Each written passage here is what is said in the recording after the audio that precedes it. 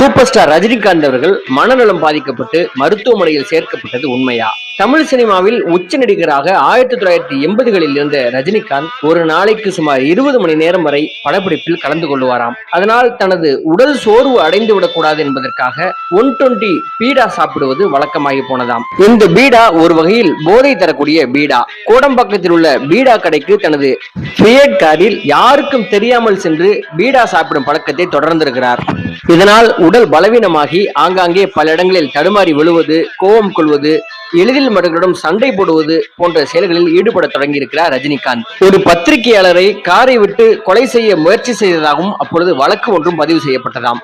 பீடா சாப்பிட்டு தடுமாறி விழுந்த ரஜினிகாந்தை 2-3 முறை நடிகை ஸ்ரீபிரியா அவர்கள் வீட்டிற்கு தூக்கி சென்ற சம்பவமும் நடந்திருக்கிறது. அதன் பின்பு இதை கேள்விப்பட்ட இயக்குனர் பாலச்சந்தர் நடிகர் ரஜினிகாந்தை மனநல மருத்துவமனையில் சேர்த்து அவருக்கு சிகிச்சை வழங்கி அவரை காப்பாற்றியிருக்கிறார்.